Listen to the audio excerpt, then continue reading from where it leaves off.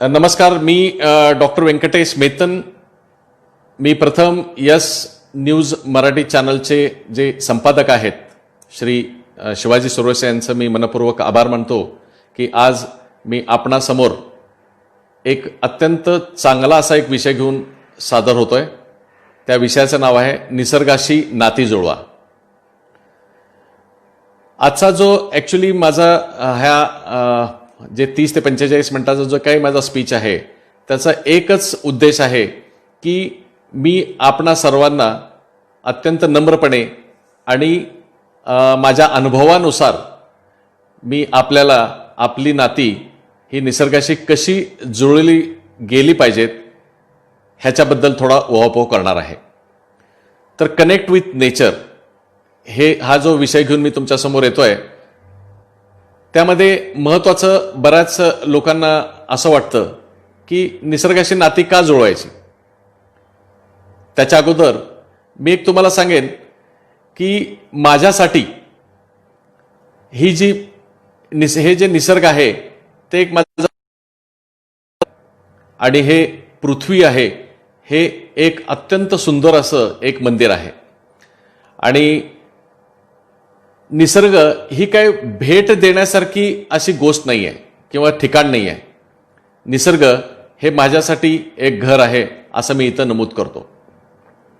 आता निसर्ग म्हणजे काय, निसर्गाची व्याख्या जर का द्यायची झाली तर आपल्या अवतीभोवती काय सजीव असतील निर्जीव वस्तू जे आपल्याला दिसतात ते म्हणजे निसर्ग.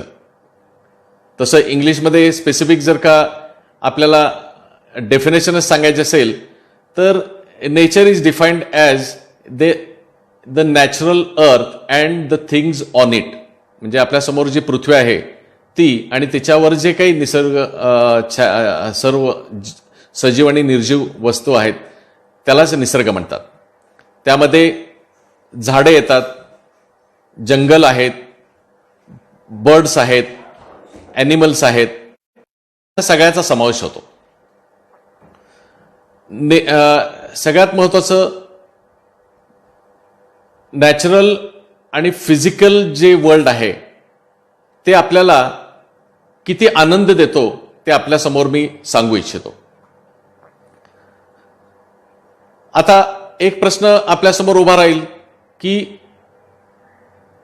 निसर्गाचं महत्त्व काय आणि निसर्गाला का महत्त्व द्यायचं. तर आपल्याला जे काही आपलं जीवन आहे हे जीवन आपल्या सगळ्या ह्या निसर्गातील वस्तूंपासूनच मिळतं. तुम्ही पहा, आपल्याला ही जमीन आहे ती अन्नधान्य देते. वायू आहे, जो वातावरणातला जो वायू आहे त्यातला ऑक्सिजन हा प्रमुख घटक आहे, तो आपल्याला प्राणवायू देतो. तसंच आपल्याला जे नदी आहेत, तलाव आहेत ह्याच्यातून आपल्याला जीवन जगण्यासाठीच नव्हे तर आपल्याला शेती वगैरे करण्यासाठी आपल्याला पाण्याची सुद्धा सोय ह्या निसर्गात झालेली आहे. त्यामुळं निसर्ग हा आपल्या आयुष्याचा एक अविभाज्य घटक बनून गेला आहे हे सगळ्यांना आपल्याला परिचितच आहे.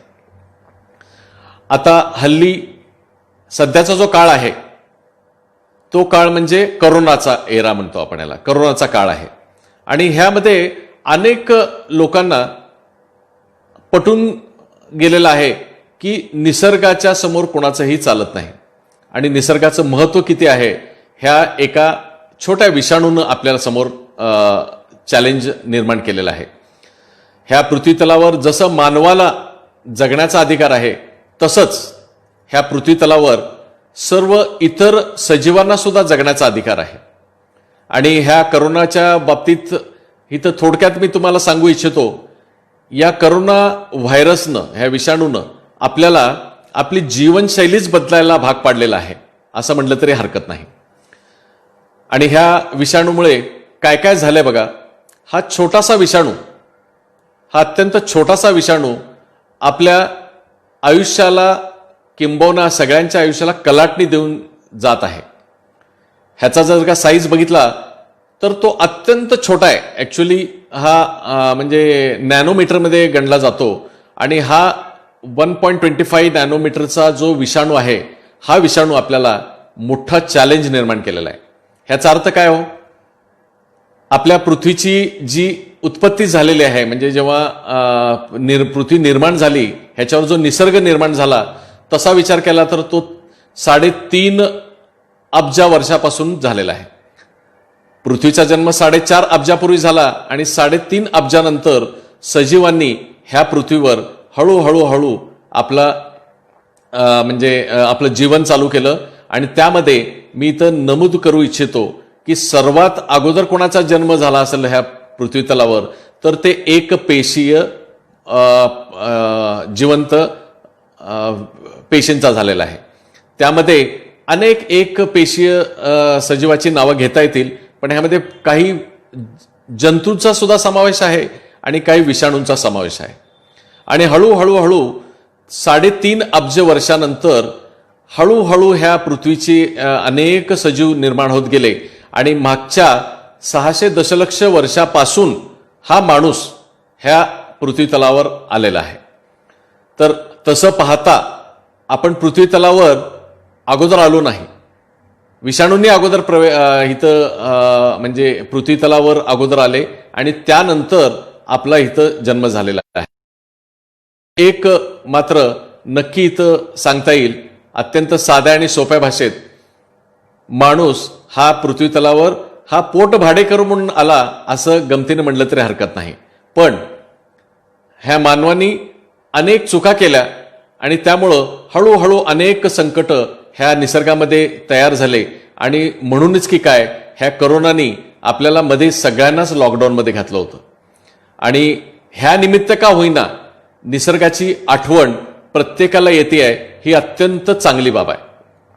कुठलाही आज नागरिक घ्या, फक्त सोलापूरचा नाही, महाराष्ट्राचा नाही, भारताचा नाही, तर जगभर सगळ्यांचं एकच म्हणणं आहे की निसर्गाने कोप केलेला आहे. निसर्गामध्ये अनेक सजीव ज्या गोष्टी आहेत त्यांना आपण त्यांच्या पद्धतीनं मान देऊन जर आपण त्यांच्याबरोबर सुखासमाधानाने आपण जगलो तर नक्की आपली पृथ्वी एक अत्यंत आनंदी वातावरण इथं असेल आणि अत्यंत शांततामय वातावरण सुद्धा निर्माण होईल. आणि सगळ्यात महत्वाचं, ह्या करोनाच्या इफेक्टच्या शेवटी प्रत्येकाच्या तोंडून एक वाक्य येतं, अरे निसर्गासमोर कोणाचं चालत नाही. अरे माहीत आहे ना, पण आता निसर्गासमोर खरंच चालत नसेल तर निसर्गाशी आपण कसा कनेक्ट होणं गरजेचं आहे, निसर्गाशी आपली नाती कशी घट्ट होणं गरजेचं आहे, हे सुद्धा तेवढंच महत्वाचं आहे. जर आपण ह्या विषयातून जर सुधारलो नाही, आपल्या जीवनशैलीमध्ये काही फरक केला नाही, तर असं मागच्या 600 दशलक्ष वर्षापासून अनेक मोठ्या नैसर्गिक घटना होऊन गेल्या आणि त्यानुसार निसर्गच त्याला उत्तर देत निसर्गाने त्यामध्ये चेंजेस केलेले आहेत. किंबहुना आपल्याला अदरवाईज डायनासोर दिसले असते, आज मोठे मोठे अगोदरचे सगळेच प्राणी आपल्याला दिसले असते, पण काय कोणास ठाऊक त्यावेळी सुद्धा निसर्ग काहीतरी त्याच्यावर कोप पावला असेल. आणि त्यामुळंच निसर्गाचं संरक्षण करणं, निसर्गाची निगा राखणं हे अत्यंत महत्वाचं आहे. त्यासाठीच आपण निसर्गाशी घट्ट मैत्री करणं गरजेचं आहे आणि एक दृढ नातं निर्माण करणं गरजेचं आहे. तुमच्यासमोर एक प्रश्न येत असेल, निसर्गाशी नातीच का जुळवायची? तर ह्याचं उत्तर अत्यंत साधं आहे. अनेक आपल्याला जे अगोदरच्या आपल्या मायथॉलॉजिकल आपल्या भाषेत म्हणलं तर आपल्या ऋषीमुनींनी सांगितलंय, अनेक सायंटिस्ट आज सांगतायत, जर निसर्गात तुम्ही वावरलात तर तुम्ही अत्यंत आनंदी आणि तुम्ही समाधानी राहाल. दुसरं, तुमचं शरीर, तुमचं आरोग्य हे अत्यंत निरोगी राहील. आणि म्हणूनच की काय, आपण अनेक गोष्टीमध्ये ऐकतो आणि मागच्या आपल्या इतिहासामध्ये सुद्धा आपल्याला वाचायला मिळतं की ऋषीमुनी वगैरे असं निसर्गात जाऊन बसायचे, कारण तिथं त्यांना पीस ऑफ माइंड मिळायचा आणि माइंड फ्रेश राहायचं. तर निसर्गात राहणं ह्याचे फायदे अनेक आहेत, ते मी हळूहळू तुम्हाला सांगेन.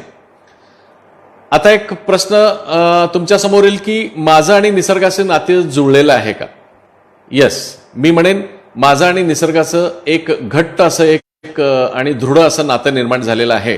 ह्याच्या मागचं कारण आहे की जवळजवळ मागच्या 24 ते 25 वर्षाच्या अगोदर मी प्रथम जेव्हा माझा बायनॉक्युलर घेऊन हिप्परगाच्या काठाला गेलो आणि तिथं माझ्या त्या छोट्याशा दुर्बिणीमधून तिथलं जग पाहिलं. सुरुवातीला असंच एक पक्षी दिसले, अनेक एक तिथं फिशिंगचे बोट होते, मासेमारी करणारे काही नाव होते तिथं. नंतर वातावरण चांगलं होतं. कुठल्याही माणसाला एखाद्या तलावाच्या काठी गेलं तर त्याला आवडतं. पण माझं लक्ष अचानक एका मोठ्या पक्ष्याकडे गेलं आणि तो पक्षी जेव्हा पंख जोरजोरात हलवाला, त्याच्या आत त्या पिसामधनं एक लाल असा अग्नीसारखा असा एक लाल भडक असा कलर दिसला. आणि तो पाहिल्यानंतर मात्र मला ठाऊक नाही, जसं म्हणतात लव्ह ॲट फर्स्ट साईट तसं म्हणा, पण ह्या पक्ष्याच्या प्रेमात पडलो आणि न कळत मी ह्या निसर्गाशी एक माझं नातं तिथून निर्माण झालं. आणि हळूहळू कळत न कळत आठवड्याला जसा मला माझ्या व्यवसायातून वेळ मिळत असे तसं पहाटे 5:30 ते 8च्या दरम्यान मी त्या तलावाच्या काठी जाऊन बसायचो. आणि हळूहळू मला कळायला लागलं की येस, ह्या निसर्गातनं अनेक गोष्टी आपल्याला शिकायला मिळतात. आणि तेव्हापासून माझं निसर्गाशी अत्यंत घट्ट असं एक नातं निर्माण झालं. आणि मग हळूहळू बायनाक्युलर्स मी 14-15 वर्ष वापरला. मग त्यानंतर चांगल्या प्रतीचे मी कॅमेरे घेतले आणि त्यातून हे निसर्गातले काही आनंदाचे क्षण, काही अत्यंत असे अविस्मरणीय क्षण मी टिपायला चालू केली आणि काही त्याची व्हिडिओग्राफीसुद्धा करायला चालू केलो. आणि ह्याच्यातून मला हे ऑब्झर्व करताना मला एकच गोष्ट कळली, ती म्हणजे आयुष्य हे किती आपलं अमूल्य आहे आणि ते कसं आपल्याला आनंदमयी जगता येईल हे मला मात्र निसर्गातून कळलेलं आहे. त्यासाठीच माझं हे निसर्गाशी अत्यंत म्हणजे असं दृढ असं एक नातं निर्माण झालं. ॲक्च्युली नातं जुळणं म्हणजे काय? नातं जुळणं म्हणजे अत्यंत सोपं आहे. जसं आपण मैत्री करतो कोणाशी, तेव्हा आपण मैत्री केल्यानंतर जे संवादातून आपल्याला काही फायदे त्याचे काही होतात, तसाच फायदा मला ह्या निसर्गाशी झालेला आहे, निसर्गापासून मला मिळालेला आहे. आणि आज ही काळाची गरज आहे. मी जे ऑब्झर्व करतो, मी जे एक समाजामध्ये जेव्हा फिरत असतो त्यावेळी मला कळतं बऱ्याच लोकांना अजून निसर्गाबद्दल माहिती नसल्यामुळं ते त्याच्याशी कनेक्ट होत नाहीत, त्याच्याशी त्यांची नाती जुळत नाहीत. तर ही आता काळाची गरज आहे की प्रत्येक नागरिकांनी ह्या निसर्गाशी आपलं दृढ एक नातं निर्माण करण्याची गरज आहे. आणि हे केल्यानंतर काय फायदे होतात ते मी तुम्हाला थोडक्यात सांगणारच आहे. पण अजून एक गोष्ट सांगतो, जगभरातील सर्व जे शास्त्रज्ञ आहेत त्यांनी मात्र त्यांचं एक ओपिनियन दिलेलं आहे की निसर्गामध्ये जर आपण नेहमी वावरलो तर आपलं जे मेंदू आहे तो सुद्धा सक्षम राहतो आणि त्याच्यात अनेक चांगले विचार यायला लागतात. आणि हे प्रूव्ह झालेलं आहे. एमर्सन नावाचा जो सायंटिस्ट आहे तो तर म्हणतोय की निसर्ग एवढं सुंदर आहे की तुम्ही निसर्गामध्ये दररोज समोर तुमच्या ज्या काही घटना घडत असतात ते पाहिलं तर तुमचं सुद्धा आनंद सुंदर होईल, तुमचं जीवन हे सुद्धा सुंदर होईल असं त्याचं म्हणणं आहे. आणि आता अजून एक मी काही 2 महत्त्वाचे किस्से सांगतो. मी ह्या निसर्गामध्ये गेल्यानंतर हे नातं माझं कसं दृढ झालं. मी जेव्हा सोलापूर जिल्हा हा आपला पक्षीधाम म्हणून ओळखला जातो आणि मी तर ह्याला आपल्या पक्ष्यांचं माहेरघर म्हणून मी प्रत्येक ठिकाणी मी जिथं जाईन तिथं प्रसिद्धी देतो. आणि असंच एकदा जेव्हा मी एका तलावाच्या बाजूला बसलो आणि पक्ष्यांचं निरीक्षण करत होतो त्यावेळी मला एक मोठा असा एक पक्षी दिसला आणि पाहतो तो काय, तो परदेशातून आपल्या सोलापुरात इथं आला होता. आणि जेव्हा मी त्याचा अभ्यास केला त्यावेळी मला कळलं की हा बर्ड ऑफ प्रे म्हणतो आम्ही, तो शिकारी पक्षी होता. आणि तो शिकारी पक्षी त्याच्या अन्नासाठी, जीवन चांगलं जगण्यासाठी आणि तो ज्या देशामध्ये रहिवास करतो तिथं थोडा बर्फ पडतो त्यामुळं तो इकडं आला होता, येतो आणि आपल्या इथं येऊन तो त्याचं काही 3-4 महिने जो पिरियड आहे तो जीवन जगतो. पण जेव्हा हा शिकारी पक्षी पाहिला तेव्हा मला कुतूहल झालं की हा शिकारी पक्षी पक्ष्यांनाच का मारतो? मासे तर खातात काही पक्षी, पण पक्ष्यांना सुद्धा मारतात. हे जेव्हा अभ्यास केला तेव्हा मग हळूहळू कळायला लागलं, येस, हे निसर्ग हा फार मोठा विषय आहे. आणि त्याचा अभ्यास करता करता मी निसर्गाशी परत माझं हे नातं दृढ झालं. निसर्गातून अनेक गोष्टी शिकल्या मी. त्यामध्ये प्रामुख्यानं काही गोष्टी शिकलेल्या आहे त्या मी तुमच्यासमोर इथं सांगतो, जेणेकरून मला जो फायदा झालेला आहे तो सुद्धा फायदा तुम्हाला व्हावं, हीच माझी एक म्हणजे हा उद्देश आणि स्वच्छ असा हेतू ठेवून मी तुम्हाला सांगतो. ह्या निसर्गाशी जेव्हा माझी नाती जुळली तेव्हा निसर्ग हा फक्त आपल्या सोलापुरात तर मी प्रचंड फिरलो, पण हळूहळू मला ह्या निसर्गाने जेव्हा बाहेर फिरायला लागलो त्यावेळी बाहेर गावातील, बाहेर राज्यातील, भारतातील अनेक राज्यातील आणि परदेशातील अनेक ठिकाणी मला निसर्गरम्य असं हे निसर्ग जेव्हा पाहिलं तेव्हा प्रवास करण्यासाठी ह्या मला भाग पाडलं. आणि असं म्हणतो मी की travel is the only thing you buy that makes you much richer. म्हणजे तुम्हाला प्रवास केलात तर जेवढा प्रवास कराल तेवढा तुम्ही श्रीमंत व्हाल असं म्हटलं जातं. आज पर मी भारतातील जवळजवळ 65% जंगल ह्यामध्ये भ्रमंती केलेले आहे. त्यामध्ये सर्व प्रामुख्यानं महत्त्वाची काही जंगल आहेत ह्याच्यात मी आणि आमच्या टीम मेंबरबरोबर आम्ही जात असतो आणि प्रत्येक 3 महिन्यानंतर एक आमची टूर असते. आणि टूरला जाताना अत्यंत चार्जड म्हणतो ना आपण, एक निसर्गाशी म्हणजे आपल्या मित्राशीच भेटतोय आपण असं वाटतं मला. आणि आल्यानंतर परत अजून सुपरचार्ज मी होत असतो, कारण त्यातून म्हणजे प्रचंड आनंद मिळत असतो. असंच बघता बघता असंच मी प्रवास करत गेलो आणि आजपर्यंत कळत न कळत 42 देशाचा प्रवास झाला. त्यामध्ये काही देशात तर मी फक्त आणि फक्त पक्षी निरीक्षणासाठी आणि वन्यजीवनाचा अभ्यास करण्यासाठी आणि किंबहुना लँडस्केप फोटोग्राफी करण्यासाठी गेलो. आणि मला एक कळलं, प्रवासामुळं माझ्यात अनेक बदल झाले. प्रवासामध्ये अनेक गोष्टी शिकायला मिळे. जिथं ज्या निसर्गात गेलो त्यातून अनेक गोष्टी शिकायला मिळाले. आणि मी एक सांगू इच्छितो, निसर्ग ही आपल्याला एक आभाळाखालची आपल्या अत्यंत अशी खुलं असं विद्यापीठ आहे.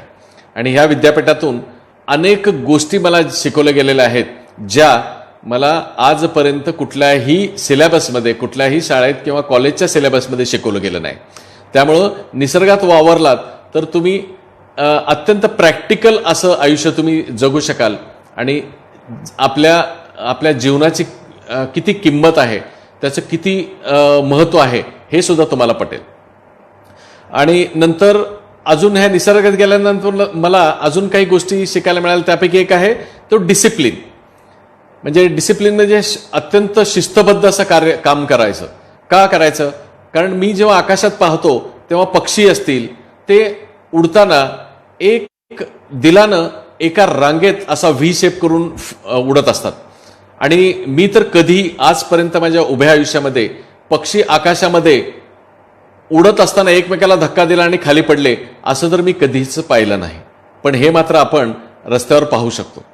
तर ह्या पक्ष्यांपासून आणि प्राण्यांच्या मध्ये सुद्धा अत्यंत शिस्तबद्धता असते. आणि ही शिस्तबद्धता पाहिल्यानंतर माझ्या वैयक्तिक जीवनात सुद्धा त्याचा फायदा झाला. आणि मी प्रत्येक गोष्ट अत्यंत शिस्तीनं करतो आणि ऑर्गनाइज म्हणतो ना आपण, इंग्लिशमध्ये म्हणतो ऑर्गनाइज्ड पद्धतीनं मी हे करत आलोय.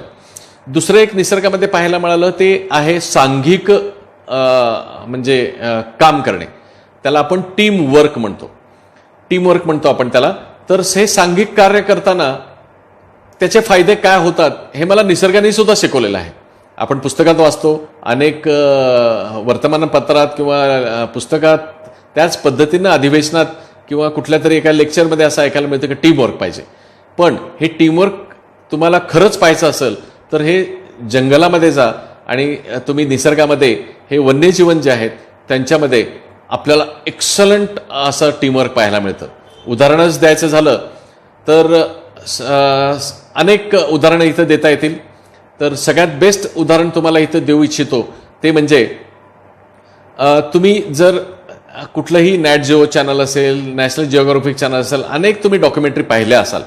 त्यामध्ये जगामध्ये सगळ्यात नंबर 1 हंटर्स म्हणजे सगळ्यात एक नंबरचा कुठला शिकारी जर प्राणी असेल तर तो आहे वाईल्ड डॉग्स. म्हणजे शिकारी कुत्री आहेत ना, म्हणजे जंगलातली शिकारी कुत्री आहेत, त्यांचं टीमवर्क, त्यांच्यासारखं टीमवर्क कोणालाही जमत नाही. म्हणजे इव्हन वाघ असेल, हा सिंह असेल, जंगलचा राजा आहे, त्याला सुद्धा जमत नाही. ह्यांचं जे टीमवर्क आहे ते जे टीमवर्क ते परफेक्ट असतं. आणि दुसरं अजून एक एक्झाम्पल द्यायचं असेल तर मी तुम्हाला ऑक्सपेअर पेकर म्हणून एक छोटासा पक्षी आहे. तो पक्षी हा जंगलचा कंपाऊंडर म्हणून त्याला गणलं जातं. हा कंपाऊंडर का नाव दिलं असं तुमच्यासमोर प्रश्न येत असेल. तर तो काय करतो, ज्या काही प्राण्यांना इजा झाली असेल, जखम झाले असेल, तर तो त्यांच्यावर निवांत बसतो आणि त्या जखमेतले किडे असतील ते सगळं हे करून स्वच्छ करतो, जखम स्वच्छ करतो. म्हणजेच आपण आपल्या साध्या भाषेत सांगायचं तर तो ड्रेसिंग केल्यासारखं ती जागा स्वच्छ करून टाकतो. आणि त्याच्या बदल्यात त्याला काय मिळतं, त्या जखमेतल्या असतील, अळ्या असतील, ते हाय प्रोटीन डाएट आहे त्याच्या दृष्टीनं ते मिळतं. आणि किंबहुना काय काय वेळा तर हा पक्षी म्हणजे त्या प्राणी त्याला अलाव करतात की त्याच्या कानातले, नाकातले म्हणजे काही घाण असेल ती सुद्धा काढण्यास मदत करतात. आहे की नाही? फंटास्टिक टीमवर्क आहे की नाही? आणि हेच टीमवर्क मी माझ्या वैयक्तिक जीवनात अवलंबलो आणि त्यामुळं मला प्रचंड फायदा झाला. अजून एक आहे, निसर्गाच्या अनेक किमया आहेत. ह्याच्यातून म्हणजे आपल्याला उगाच वाटतं की आपण मनुष्य हा ह्या जगातील अत्यंत इंटेलिजंट असा माणूस आहे आणि इंटेलिजंट प्राणी आहे. पण मी तुम्हाला एक गोष्ट सांगतो, जर तुम्ही बर्ड मायग्रेशन घेतलात, पक्ष्यांचं जर का स्थलांतर घेतलात, हा तर मोठा विषय आहे. ॲक्च्युली जवळजवळ 1.5-2 तास लागतील एवढा मोठा विषय आहे. पण एकाच वाक्यात सांगतो, हा जो पक्ष्यांचं जे पक्षांतर होतं, एका देशातून दुसऱ्या देशात येतात, ते मात्र येताना एक एक्झाम्पल म्हणून सांगतो, बार हेडेड नावाचा जो पक्षी आहे, जो बदक आहे, तो 24,000 फूट उंचावरनं येतो. म्हणजे आपली जी विमानं उडतात त्याच्याहून 1 किलोमीटर उंचावरनं येतो. ह्याच्यावरूनच विचार करा निसर्ग किती ग्रेट आहे. आणि निसर्गातील इतर सजीव जे प्राणी आहेत किंवा पक्षी आहेत किंवा जीव आहेत ते सुद्धा किती हुशार आहेत आणि ते सुद्धा आपलं आयुष्य किती छान पद्धतीने जगतायत.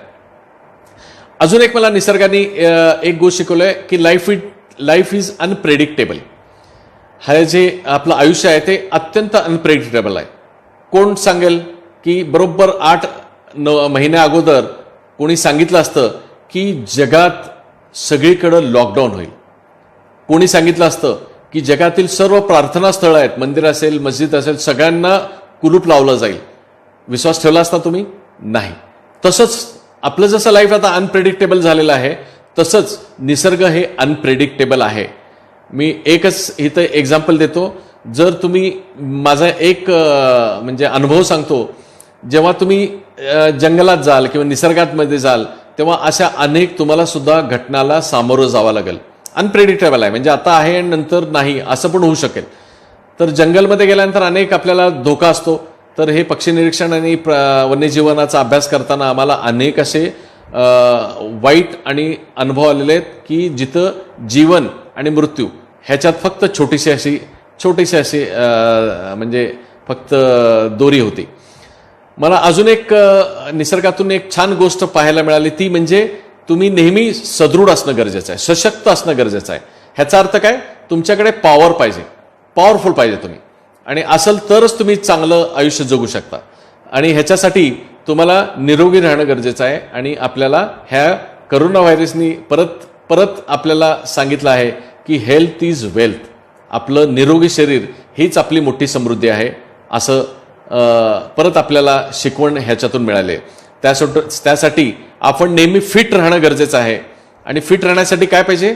शारीरिक तरी तुम्ही फिट पाहिजेच, प्रश्न नाही, पण मानसिकदृष्ट्या तुम्ही सुद्धा फिट असणं गरजेचं आहे. त्यासाठी निसर्गाशी नाती जुळवा. निसर्गात गेल्यानंतर सगळ्या शास्त्रज्ञांनी प्रूव्ह केलेलं आहे की निसर्गात तुम्ही वावरलात तर तुम्ही मेंटली स्टेबल राहता, तुम्ही मानसिकदृष्ट्या अत्यंत शांत राहता आणि मानसिकदृष्ट्या आनंदी सुद्धा राहता. जर तुम्ही मानसिकदृष्ट्या जर का आनंदी आणि जर सशक्त असाल तर तुम्ही कुठल्याही गोष्टीवर मात करू शकता. आणि त्यासाठीच मी सांगतो की तुम्ही नेहमी दररोज नित्यनेमाने व्यायाम करणं सुद्धा गरजेचं आहे. कारण हे मी निसर्गातून शिकलोय. मला पाठ्यपुस्तकातून शिकवलं गेलं पण आपण युजली त्याला निग्लेक्ट करतो, काही ठराविक वेळ करतो आणि नंतर परत काढून टाकतो. निसर्गाने अजून एक गोष्ट शिकवली आहे ती म्हणजे पेशन्स. म्हणजे तुम्ही तुमच्याकडं ही शक्ती आणि ही जर का कॅरेक्टर तुमच्याकडे असेल तर तुम्ही अत्यंत शांत तुमचं आयुष्य जाऊ शकतं. तुमच्याकडे पेशन्स असेल तर तुम्ही कुठल्याही संकटावर मात करू शकाल.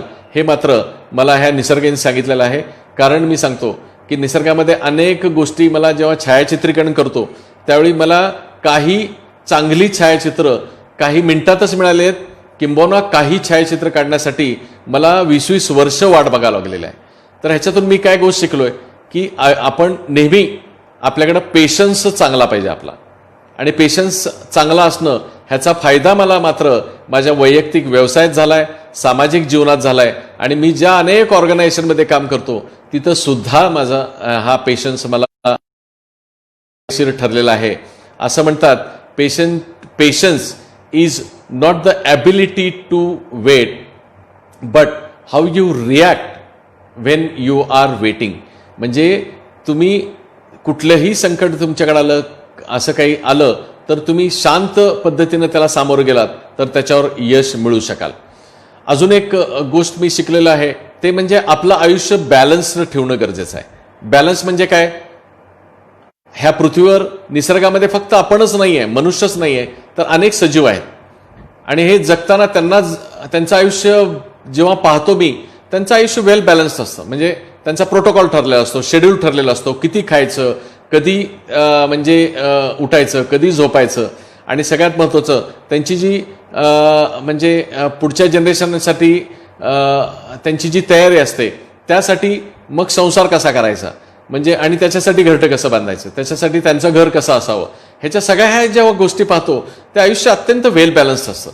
आणि जर आपलं आयुष्य जर संतुलन ठेवलो आपण तर आपलं सुद्धा जीवन अत्यंत आनंददायी जाईल, ह्याच्यात मात्र शंका नाही. अजून एक गोष्ट शिकलो की आयुष्यामध्ये आपण नेहमी फोकस्ड राहणं गरजेचं आहे. फोकस म्हणजे एका गोष्टीचा जर का आपण ध्यास घेतला तर ती गोष्ट जोपर्यंत आपण प्राप्त करत नाही, त्या गोष्टीपर्यंत पोचत नाही, तोपर्यंत आपण त्याच्यावर कंप्लीट आपलं कॉन्सन्ट्रेशन ठेवून फोकस करणं गरजेचं आहे.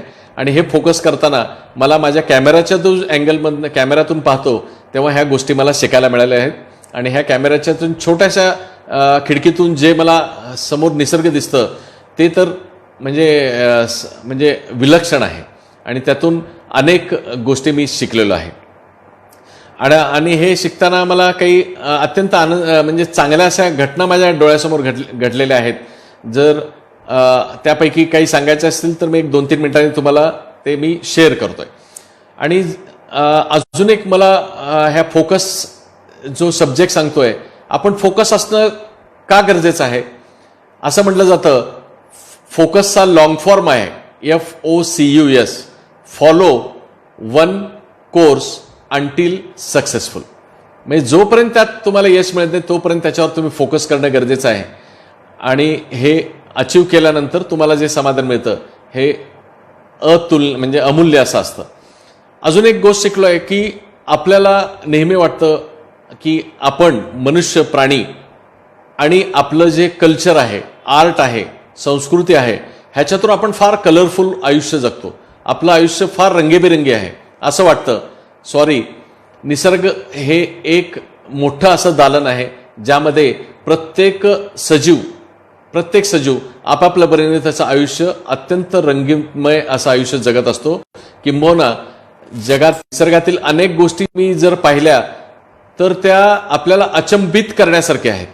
मी काही पक्षी पाहिलेले, काही प्राणी पाहिलेले आहेत. ते प्राणी पाहिल्यानंतर मला एकच कळतं की असं कलर कॉम्बिनेशन आपल्या समोर जेव्हा पाहतो त्यावेळी मला उगाच असं वाटतं की हे काही पेंटिंग्स वगैरे केलेत की काय. म्हणजे मी मागच्या वर्षी मी अमेझॉन खोऱ्यात जाऊन आलो, त्यावेळी काही पक्षी पाहिल्यानंतर एकाच पक्षाच्या अंगावर जवळजवळ 20 ते 25 प्रकारची वेगवेगळ्या छटा असलेली वेगवेगळे रंग त्यावर मला पाहायला मिळाले.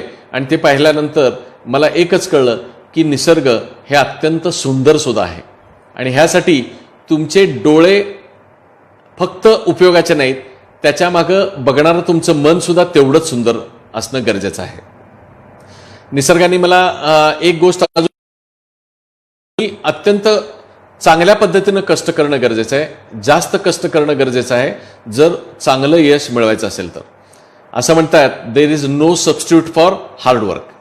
आणि हे कसं शिकलो मी, बघा तुम्ही पक्षी कधीही किंवा वन्यजीवनातला कुठलाही प्राणी, कुठलाही सजीव हा सकाळी जेव्हा उठतो तेव्हा तो त्याच्या भटकंती करायला लागतो आणि त्याला जेवढा हवाय तेवढं खातो आणि परत आपल्या घरटात किंवा घरात जाऊन बसतो.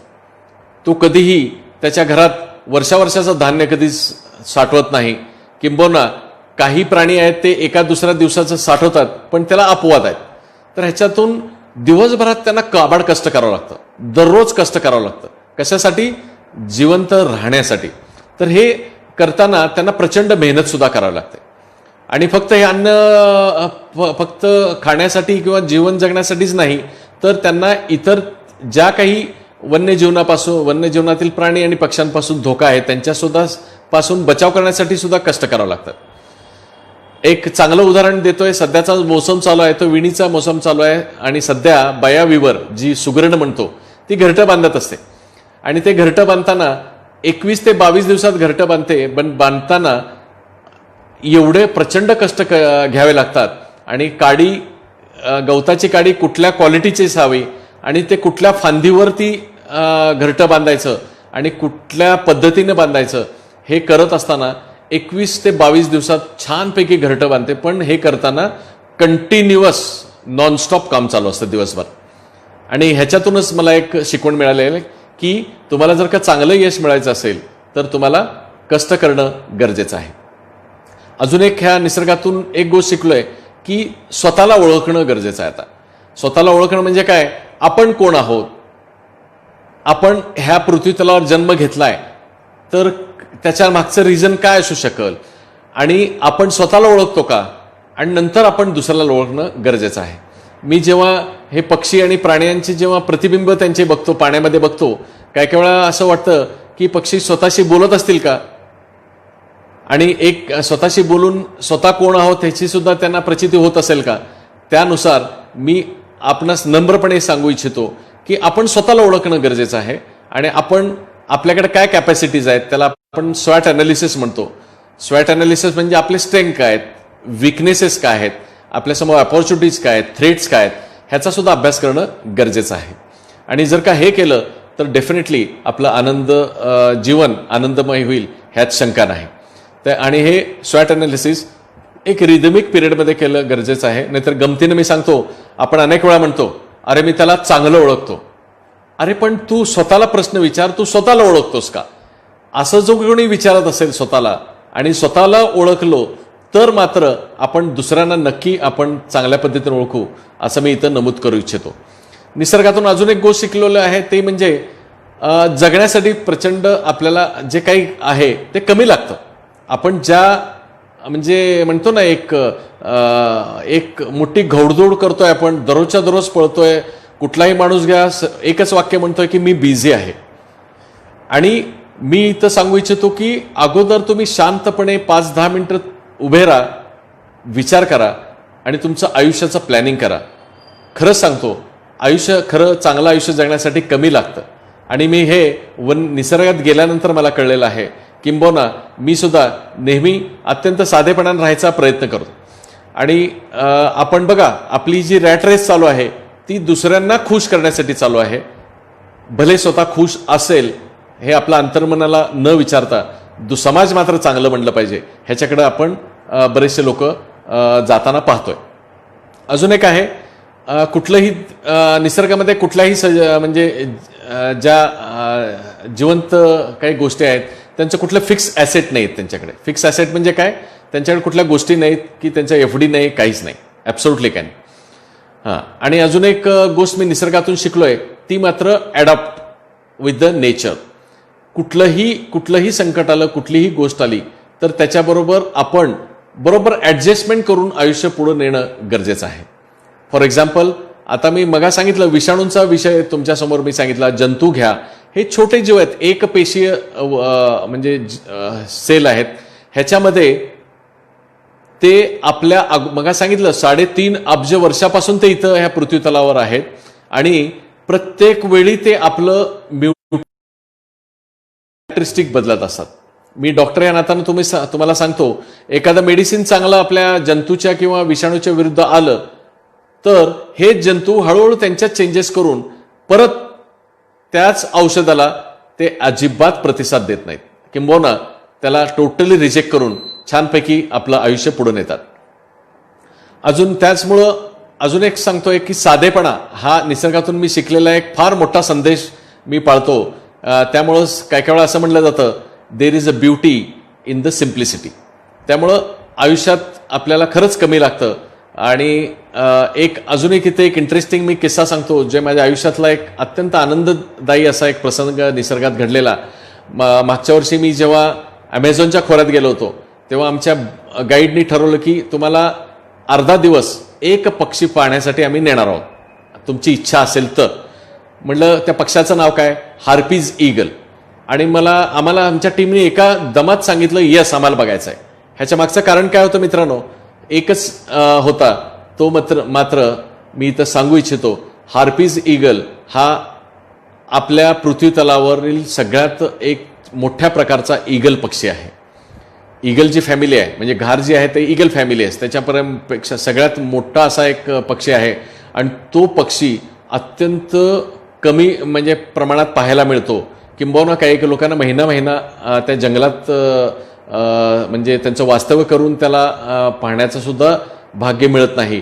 तर आमच्या जेव्हा गाईडला सांगितलं आम्हाला पाहायचं आहे आणि आम्ही निघालो, आणि तो म्हटला की तुम्हाला 20 मिनिटं चालायचं जंगलातून. आणि आम्ही त्या जंगलातून चालताना पायाखाली चिखल, माती, स्लिपरी सरफेस होता, चिखल होता, आणि सगळ्यात महत्त्वाचं छोटी छोटी नाले, ओढे असे क्रॉस करून 1.5 तास छोटी डोंगर पण मध्ये आले 2-3, ते चढून आम्ही तिथे गेलो. आणि गेल्यानंतर आम्ही तिथं जेव्हा हार्पीज ईगल पाहिला, तेव्हा मात्र आमचा आनंद गगनात मावेनासा झाला. कारण आम्ही काही म्हणजे लोकांमध्ये आहोत, ॲमेच्युअर बर्डर्समध्ये, जे हा हार्पीज ईगल अत्यंत जवळनं पाहायला आम्हाला मिळालेला आहे.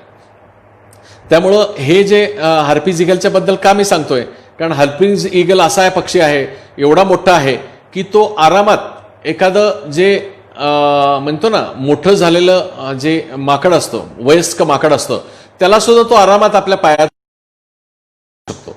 एवढा प्रचंड ताकद असलेला हा हार्पीज ईगल आहे. मी निसर्गातून अजून एक गोष्ट शिकलेलो आहे, ते म्हणजे आतिषबाजी, निसर्गातली आतिषबाजी.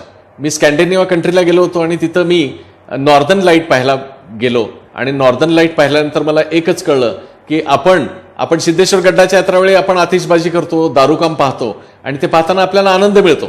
येस. आणि हे आपण पाहताना तर क्षणिक असतं, म्हणजे झाला की संपला, शो संपला आणि घरी निघून जा असं होतं. पण निसर्गामध्ये अशा काही आतिषबाजी होतात, त्या कायम चालू असतात. मी मगाच सांगितलं तुम्हाला, नॉर्दर्न लाईट आणि लाईट हे आपल्या दोन्ही ध्रुवावर दररोज असे आकाशात वेगवेगळ्या छटाचे असे आतिषबाजी होत असते. आणि ते पाहिल्यानंतर मन अत्यंत तृप्त होऊन जातं. आता पाऊस पडतोय, पावसामध्ये अचानक आपल्याला इंद्रधनुष्य दिसतो. इंद्रधनुष पाहिल्यानंतर सुद्धा आपल्याला काय ह्याच्यातून बोध घ्यायचा आहे, ते फक्त सुंदर नाही दिसत. ह्याच्यातून एक बोध मी घेतलेला आहे, तो सांगतो तुम्हाला, की निसर्गातला जो आपल्याला सगळ्यात आयुष्य देतोय, जीवन देतोय, तो सूर्य. त्या प्रत्येक सूर्याच्या किरणामध्ये असे 7 विविध प्रकारचे रंग दडलेले आहेत. आणि हा जेव्हा ह्या पाण्याच्या दवबिंदातून, पाण्याच्या पावसातल्या पाण्यातून तो प्रवास करतो, जसा प्रिझममधनं बाहेर पडल्यानंतर 7 कलर दाखवतो, तसे हे 7 कलर आपल्या आकाशासमोर आतिषबाजी करत तो आपल्यासमोर येतो. पण मी ह्याच्यातून एक बोध घेतलेला आहे. मी नेहमी निसर्गातून काही नवीनच बोध घेत असतो. त्यातनं एक बोध घेतलाय, तो तुम्हाला सांगतो. आपल्याला सुद्धा, म्हणजे जो श्रोतावर्ग माझा आता हे लेक्चर ऐकतायत, त्यांना सांगतो, तुमच्याकडं सुद्धा देवानं 7 अशा काही गोष्टी दिलेल्या आहेत ज्या युनिक आहेत. तुमच्याकडे ते टॅलेंट आहे, तुम्ही त्यात अत्यंत म्हणजे म्हणतो ना आपण असं प्रबळ आहात त्या विषयामध्ये. ते 7 विषय जे आहेत त्याला तुम्ही उजाळा देणं गरजेचं आहे, आणि त्याला खत पाणी घालून अत्यंत मोठ्या प्रमाणात ते करणं गरजेचं आहे. त्यामुळं मी ह्याच्यातून एक बोध घेतलेला आहे, आणि मी एक कोट लिहिलाय, तो सांगतो. Everyone including you have 7 characters, different characters, आणि what we have to do, we have to explore it. निसर्गामध्ये अजून एक गोष्ट पाहिलेली आहे मी, ती मात्र अपार्टमेंट सिस्टीम. तुम्हाला हसू येईल, है की नाही, अपार्टमेंट सिस्टीम निसर्गात कशी काय? येस, आपण अपार्टमेंट बांधायच्या अगोदरपासून रेन फॉरेस्टमध्ये 5 मजली अपार्टमेंट ही कायमची आहे. आणि ह्या 5 मजल्याचं अपार्टमेंट म्हणजे काय, 5 असे मजले आहेत ज्यामध्ये प्रत्येक मजल्यामध्ये विशिष्ट प्रकारचेच जीववस्तू तुम्हाला तिथं आढळतात. तिथं पक्षी आणि काही प्राणी असतील आणि जीवन असेल तिथलं. त्यामध्ये विविध प्रकारचेच फळझाडं तिथं येतात. त्यामुळं अपार्टमेंटचा कन्सेप्ट आहे तो मात्र अगोदरपासून होता, तो आत्ता आपण तो उचलला असं म्हटलं तरी हरकत नाही. निसर्गातून अजून एक गोष्ट शिकले ते आहे पीस ऑफ माइंड. मी जेव्हा जेव्हा निसर्गात जातो माझं मन अत्यंत शांत होऊन जातं. मी शांत आणि सगळ्यात महत्त्वाचं एक अंतर्मनाला असं आनंद मिळणारा तो क्षण असतो. दिवसभरात आपण जी आपल्या व्यवसायामध्ये बिझी असतो आपण. आता मी तर ऑर्थोपेडिक सर्जन आहे. प्रचंड फक्त इथला म्हणजे हॉस्पिटल सांभाळणं हाच एक ताण नसून आलेला प्रत्येक रुग्ण हा माझ्यासाठी एक चॅलेंज असतो. ह्याच्यात जो मानसिक आपल्याला एक ताण आपल्या निर्माण झालेला असतो, जेव्हा निसर्गात जातो तेव्हा हे पूर्णपणे मी विसरून जातो. आणि जसं एखादी डिस्चार्ज झालेली बॅटरी चार्ज होते त्याप्रमाणे मी निसर्गातून परत आलो की मी चार्ज होऊन जातो. आणि अजून एक तुम्हाला गोष्ट सांगतो की निसर्ग जर का चांगल्या पद्धतीने पाहायचं असेल तर मग सांगितलं डोळेच फक्त उपयोगाचे नाहीत. डोळ्यानं बघणाऱ्या ज्या माणसाचं मन आहे ते मन आणि त्यातून काय पाहायचं आहे हे सुद्धा त्याला कळलं पाहिजे. तेव्हाच जग तुम्हाला सुंदर दिसेल. असं म्हटलं जातं you will miss the best things if you keep your eyes shut. त्यामुळं तुम्ही फक्त डोळे उघडे ठेवू नका, तर तुम्ही डोळ्यांना जी दृष्टी आहे, जे व्हिजन म्हणतो आपण, त्याच्यातून तुम्ही जग पहा. जग अत्यंत सुंदर दिसेल आणि निसर्गसुद्धा तुम्हाला सुंदर दिसेल. आणि live life 1 day at a time. दररोजचं जीवन दररोज जगा. आणि माझ्या आयुष्याची थीम आहे जी निसर्गाने शिकवलेली आहे की तुम्ही वर्तमान काळात जगणं गरजेचं आहे. भूतकाळात काय झालंय ते विसरून जा, त्याचे फक्त अनुभव तुमच्या पाठीशी घ्या. पण भविष्यात काय जास्त होतंय म्हणून ह्याच्यापेक्षा चिंता करण्यापेक्षा पुढच्या जनरेशनचं काय होईल, मुलांचं काय होईल ह्याच्यापेक्षा आज काय जगताय, आत्ताचा क्षण काय जगताय तो महत्त्वाचा आहे. आणि हे मी निसर्गातून शिकलेलं आहे. कारण हे निसर्गातील प्रत्येक जो जिवंत पक्षी असेल, प्राणी असेल, कुठलाही जिवंत काही गोष्टी असतील त्याच्यापासून मी शिकलेलो आहे.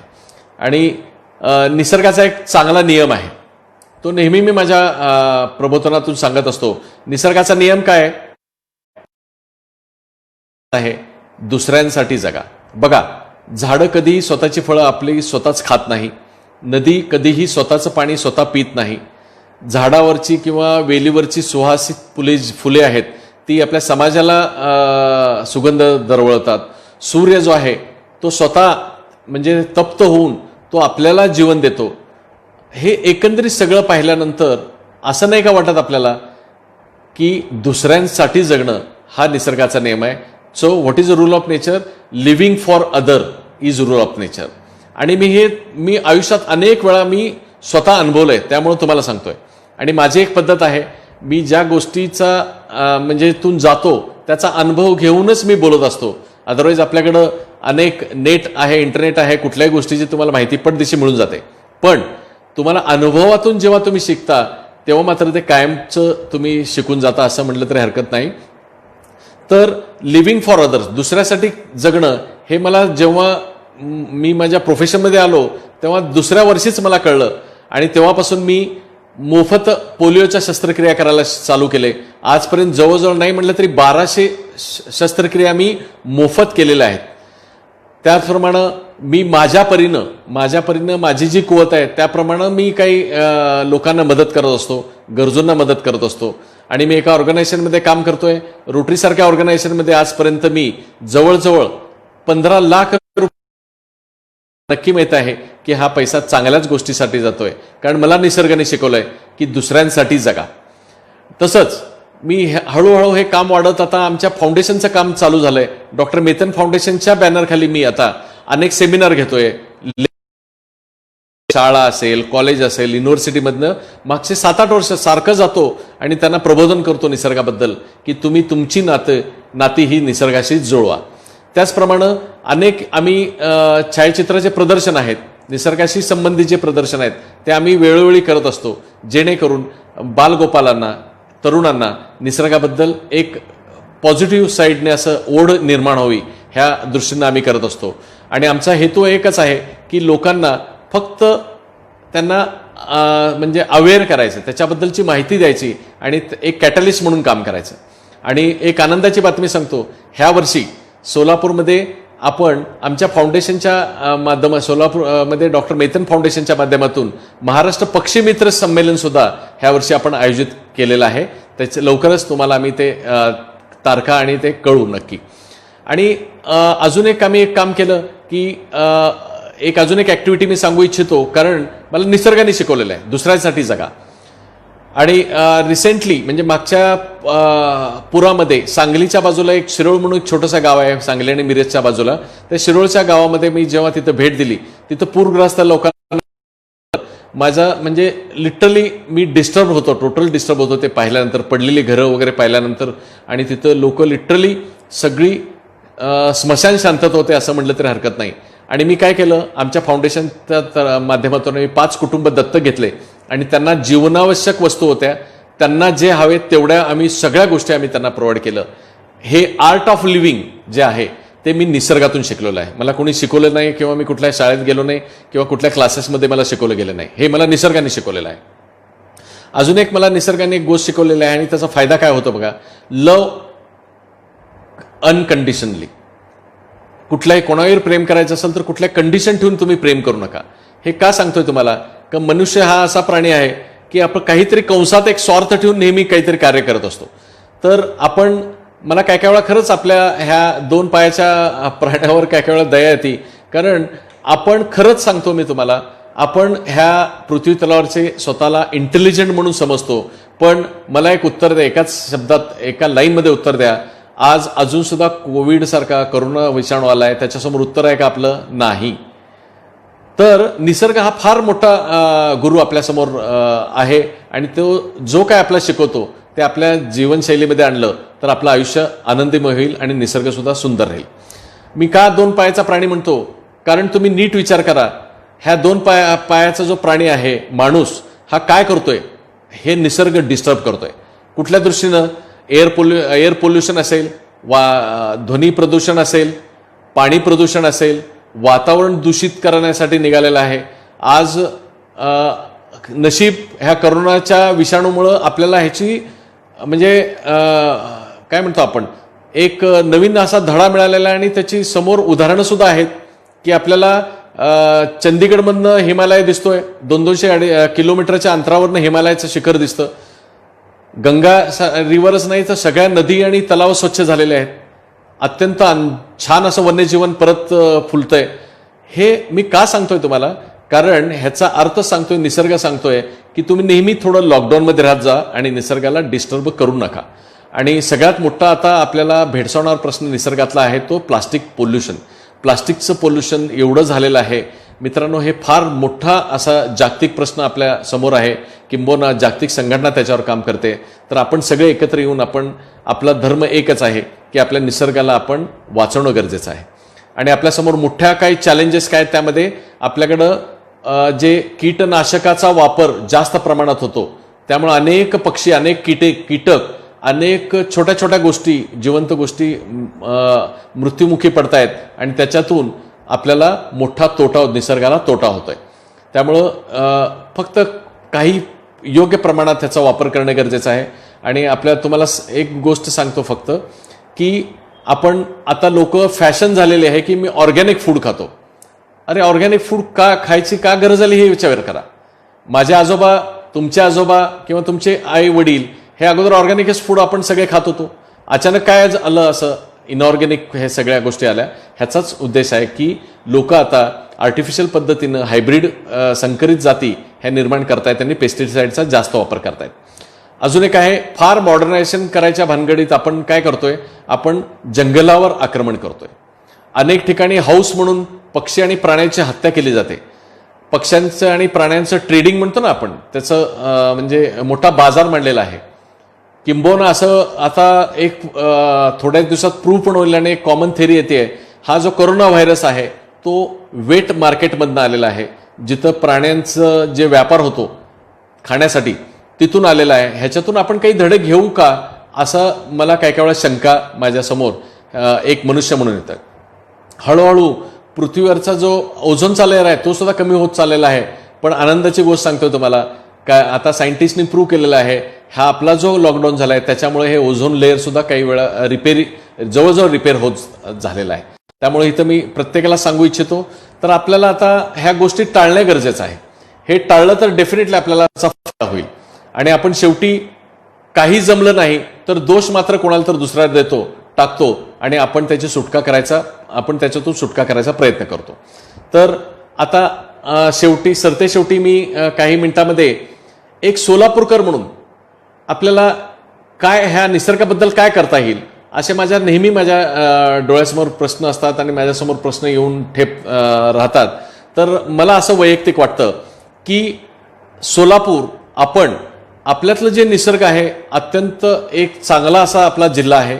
इथं भीमा नदी आणि अनेक मोठ्या नदी आहे, सीना नदी आहे आणि चांगल्या पद्धतीचे आपले उजनीच्या धरणामुळे आपल्याकडे डेव्हलपमेंट झालेली आहे. तर हे सगळं जपणं गरजेचं आहे. दुसरं अजून एक काय आपल्याला देणगी म्हणतो, दैवी देणगी काय माहिती आहे का, निसर्गाने काय देणगी दिली आपल्याकडं ग्रासलँड, गवताळ प्रदेश जो आहे तो समृद्ध आहे. माझ्याकडं अनेक लोक भारतातून येतात आणि जेव्हा मी ग्रासलँडमध्ये घेऊन जातो त्यांच्या तोंडून एकच वाक्य निघतं, अरे इधर तो आफ्रिका जैसा ग्रासलँड आहे. पण अनफॉर्च्युनेटली आपल्या सोलापूरकरांना काही लोकांना माहीत नाही की आपला गवताळ प्रदेश किती सुजलाम आणि सुफलाम आहे. पण अत्यंत खेदानं सांगावं लागतं, ह्याच्यावर सुद्धा काही लोकांचं आता एन्करेजमेंट चालू आहे. कारण दोनच असू शकतात, एक ह्यांना माहिती नाही किंवा दुसरी गोष्ट माहीत असून सुद्धा so called modernisation, so called म्हणजे आपण म्हणतो ना म्हणजे जंगलामध्ये अतिक्रमण करणं, ह्या दृष्टीनं ते करत असतील असं मला शंका येते. दुसरं आहे, सोलापूर हे पक्ष्यांचं नंदनवन आहे, पक्ष्यांचं घर आहे. आणि ह्याच्यासाठी माझ्याकडे एक ड्रीम प्रोजेक्ट आहे, माझं एक स्वप्न आहे की ते स्वप्न एकच आहे की हिप्परगा जो तलाव आहे आपला तो नॅशनल लेवलवर म्हणजे आपल्या राष्ट्रीय स्तरावर तो पक्षीधाम म्हणून डिक्लेअर करणं, हे माझं एक स्वप्न आहे. आणि हे केलं तर सोलापूरचं नाव आंतरराष्ट्रीय पातळीवर जाईल. आणि ह्याच्यासाठी फक्त 1-2 लोक काम करणं गरजेचं नाही, सर्व सोलापूरकर एकत्र आलो तरच हे काम होऊ शकतं. आणि आपला निसर्ग जो हिप्परगा तलाव आहे तो अत्यंत चांगला असा एक तलाव आहे जिथं छानपैकी वन्यजीवन आहे, ते आपल्याला राखता येईल. मी तुम्हाला अत्यंत नम्रपणे आणि कळकळीने सांगतोय की आता वृक्षारोपण जे करताना एक काळजी घ्या. तुम्ही वृक्षारोपण जिथं करणार आहात तिथं 100 झाडं लावायच्या ऐवजी तुम्ही 10 झाडं लावा. पण ती लावताना त्याचा अभ्यास करून लावा, त्या जमिनीतला कस पहा. आणि ज्या झाडांना आयुष्य चांगलं आहे, 4-4, 5-5 पिढ्या आपल्या जगू शकतील तेवढे जगणारे असे झाडी लावा, जेणेकरून ज्यावर फळं येतील, फुलं येतील, ज्याच्यानं वन्यजीवन सुद्धा निसर्गाला सुद्धा मदत होईल. अदरवाईज आपण अनेक सुशोभित असे झाडं लावणारे आपण वृक्षारोपण पाहिलेले आहेत, त्यांना फक्त तुम्हाला रस्ते चांगले दिसतील पण त्याचा निसर्गाला काही आपल्या उपयोग नाही. इथं गुलमोहराचं एक्झाम्पल मी इथं सांगू शकतो. गुलमोहराच्या झाडाच्या खाली कुठलंही वन्यजीवन फलत नाही, कारण गुलमोहराची पानं जमिनीवर पडली तर त्यात ॲसिडिक असतात ती, आणि ॲसिडिक असल्यामुळं तिथं कुठलंही म्हणजे जीवन फुलू शकत नाही. तर मित्रांनो, मी एकच सांगू इच्छितो की तुम्ही जे ट्री प्लांटेशन कराल 100 लावू नका, 10च लावा, पण ज्याचं आयुष्य चांगलं आहे आणि संगोपन करता येईल असेच लावा. आणि अजून एक विषय आहे, तो आहे पोल्युशन. निसर्ग जर का आपल्याला वाचवायचा असेल तर आपल्याला जे होणारे ध्वनी प्रदूषण असेल, वायू प्रदूषण असेल, जलप्रदूषण असेल, ह्याच्यापासून मात्र आपण अत्यंत चांगल्या पद्धतीनं, शिस्त पद्धतीनं आपण हे काम करणं गरजेचं आहे. आणि एक सोलापूरकर म्हणून मी सांगतो, आपल्याकडे जे काही वॉटर रिसोर्सेस आहेत, सगळ्या बॉडीज आहेत, तलाव असतील, नद्या असतील, ओढे असतील, ह्यातलं पाणी मात्र व्यवस्थित साठवून ठेवणं गरजेचं आहे. आणि हे साठवून त्याचा उपयोग व्यवस्थित करणं गरजेचं आहे. त्यामुळे मी एक सोलापूरकर म्हणून मी आपणा सगळ्यांना नम्रपणे विनंती करतो, चला आपण सगळे एकत्र येऊ आणि आपल्या इथली जे काही वन्यजीवनाचे निसर्ग आहे तो चांगल्या पद्धतीने ठेवू. त्यामध्ये हिप्परगा तलाव असेल, कंबर तलाव असेल, आष्टीचा तलाव असेल, आणि आपण आपल्या सोलापूर जिल्ह्यामध्ये अशी एक 18 ते 19 तलाव, मोठी तलाव आहेत, जी अभिमानानं आपण सांगू की यस, आमच्याकडे एवढं छानपैकी वन्यजीवन आहे. आपलं जे ग्रासलँड आहे ते प्रोटेक्ट करू. आणि तुम्ही बर्ड फीडर जे आहेत तुमच्या घराच्या आजूबाजूला, म्हणजे घराच्या मागच्या बाजूला किंवा बाल्कनीत ठेवा, जेणेकरून आपल्याकडं ते पक्षींना जे उन्हाळ्यात पाणी आणि धान्य लागतं ते तिथं मिळून शकेल. आणि सरते शेवटी मी सांगतो की मी इथं तुम्हाला आलोय, तो मी जसं निसर्गाशी माझी नाती जुळलेली आहेत त्याच्यातून मला अनेक गोष्टी शिकायला मिळाल्या आहेत. त्यासाठी तुम्ही सुद्धा ह्या निसर्गाशी एक नाती जुळवायचा प्रयत्न करा आणि वेगवेगळ्या पद्धतीनं तुम्ही ही नाती जुळवू शकता. फॉर एक्झाम्पल, नित्यनियमानं निसर्गात दररोज जा. तुम्ही बघा, जी व्यक्ती आपल्या निसर्गात फिरते सकाळी मॉर्निंग वॉकसाठी, ती दिवसभर ताजीतवानी असतात, निरोगी असतात. एक एक्झाम्पल तुम्हाला देतोय. अशा अनेक प्रकारे तुम्ही निसर्गाशी म्हणजे कनेक्ट होऊ शकता. तसंच निसर्ग गेल्यानंतर डोळे उघडे ठेवा आणि कानाने जे काही आवाज येतात ते व्यवस्थित ग्रहण करा आणि तुमच्या मेंदूला थोडं चालना द्या आणि त्याच्यातून काय बोध घेता येतील, ते समोरचा जो प्रसंग आहे त्यातून काय बोध घेता येतील, तो चांगला बोध तुम्ही घेणं गरजेचं आहे. नंतर तुम्हाला जर का असं वाटलं की एखादा रविवार आहे तर काय छोटीशी पिकनिक निसर्गात काढा, जेणेकरून तुम्हीच एकच नाही तर कुटुंबातील सर्व लोक तुम्ही निसर्गाशी कनेक्ट व्हाल. तसंच तुमच्या आजूबाजूला काही मोठी जमीन असेल, बंगला असेल तुमच्याकडे किंवा हे असेल, कॉलनी असेल, तिथं ओपन जागा असेल तर तिथं झाडं लावून पहा, किती मजा येईल तुम्हाला. म्हणजे ते झाड दररोज वाढताना पहा, तुम्हाला किती आनंद होईल. जर अजून काय अशा वेगवेगळ्या गोष्टी आहेत ज्याच्यातून तुम्ही निसर्गाशी तुमची नाती जुळवू शकता. सूर्योदय पहा, दररोज सूर्यास्त पहा, तर हे पाहिल्यानंतर सुद्धा तुम्हाला एक कुतूहल निर्माण होईल आणि तुमचं निसर्गाशी नातं नक्की जुळेल. त्यासाठी सरते शेवटी मी सांगतोय की ह्या गोष्टी आता पाळू आणि मला खात्री आहे की ह्या म्हणजे ज्या छोट्याशा माझ्या भाषणातून तुम्हाला मला जसा वैयक्तिक फायदा झाला आणि माझ्या वैयक्तिक पर्सनॅलिटी म्हणतो आपण, व्यक्तिमत्व, ह्याच्यात प्रचंड फरक झालेला आहे. तो सुद्धा फायदा तुम्हाला व्हावा.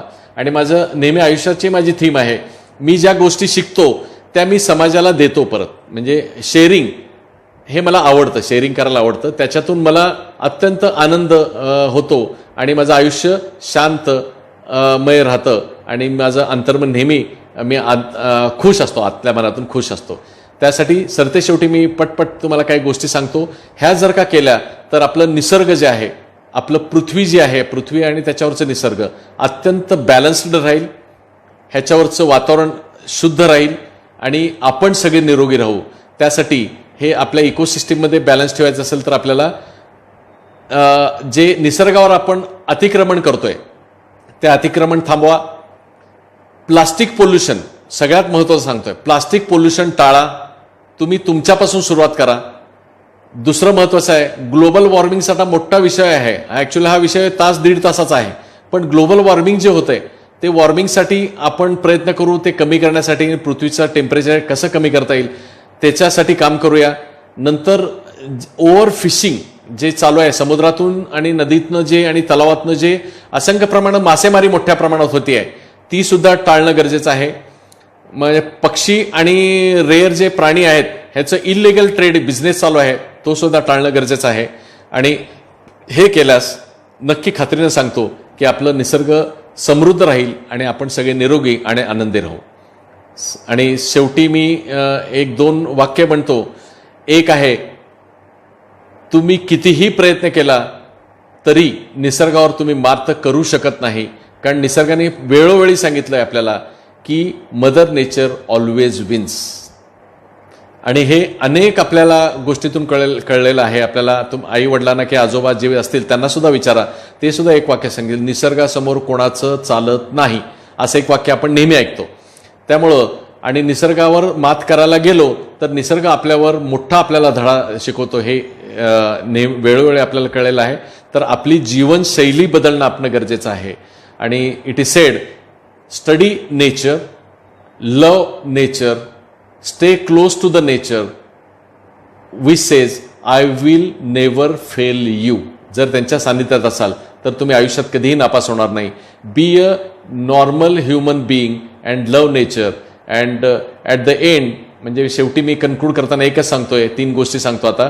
लेटस सगळे एकत्र काम करूया, पाणी वाचवूया, वातावरण जे दूषित होतंय ते आपण परत चांगलं करूया, आणि सगळ्यात महत्त्वाचं पृथ्वी मातेला आपण वाचू. It is sed, change your self, not the nature. आणि एक छान कोटने मी हे माझं भाषण मी समाप्त करतोय. There is no wifi in the nature or forest, but we promise you that you will find better connection in the nature. तर माझी कळकळीची विनंती आहे आपल्या सर्वांना की आपली नाती ही निसर्गाशी घट्ट करा, सदृढ करा, आणि आपलं आयुष्य आनंदमय आणि शांततामय जावं ही ईश्वरचरणी प्रार्थना करतो आणि माझं हे भाषण इथं समाप्त करतो. धन्यवाद.